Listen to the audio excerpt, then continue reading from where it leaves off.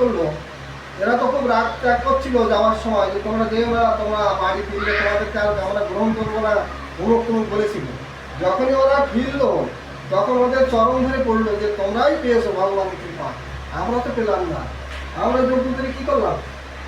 আমরা যজ্ঞ করে কোনো লাভ হয়নি, আমরা যাকে পাবো সে তাকে তোমরাই পেয়েছো।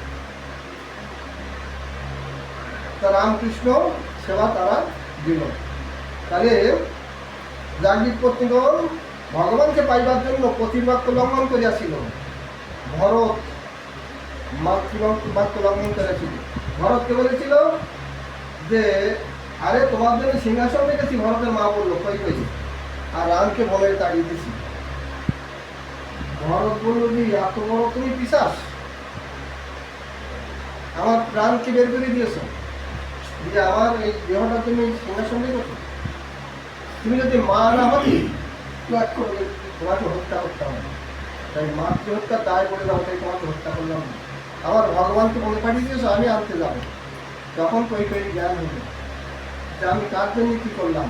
কৈকেয়ীটা মানে খপ করে পড়ে গেছিল, ওই মানে কি ওনার নাম কি দাসী ছিল, মন্থরার কলে পড়ে গেছিল।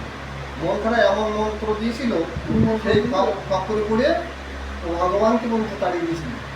তাই যখন কৃষ্ণ যখন বড় হলো, তখন ওই দেবকী বলছে যে কৃষ্ণ তুমি আমার উদরে জন্মগ্রহণ করলে, আমার স্তনদুগ্ধ পান করলে না, মা বলে ডাকলে না, তাই আমার বড় দুঃখ। কেন বলো তো দেখি? তখন কৃষ্ণ বলছেন যে মা তাহলে আমার দিকে তুমি একবার দেখো, ভালো করে দেখো। হ্যাঁ, তখন কৃষ্ণ রামের মূর্তি ধারণ করেছেন, শ্যামল সুন্দর যে রামচন্দ্রকে দর্শন করছেন। তখনই দেবকীর মনে হলো যে আমি ছিলাম কৈকেয়ী মা, তখন তো তুমি আমাকে বনে পাড়ি দিয়েছিলে, তাই না? আমাকে দেখেছো তুমি? বলে হ্যাঁ। তখনই কৈকেয়ীর জ্ঞান হয়ে গেল যে আমি বনে পাড়ি দিয়েছিলাম, তো আমি একজনের খপ্পরে পড়ে দিয়েছিলাম, আমি রাম, তোমাকে তো বুঝতে পারিনি, আমাকে কৃপা করো। হ্যাঁ, রামচন্দ্র বলেছিল যে তোমার মানে নিজ জ্ঞানে চলতে হয়, পরের জ্ঞানে চলতে নেই।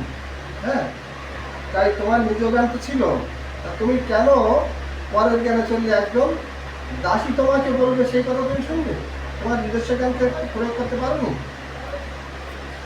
তাই তোমার আমি স্তনদুগ্ধ পান করিনি, আর তোমাকে মা বলে ডাকিনি। যে আমার জন্য স্তন কেটে দোকানে বন্ধ দিয়েছিল তাকেই মা বলে দিল, তার সামনে পালিত হয়েছে।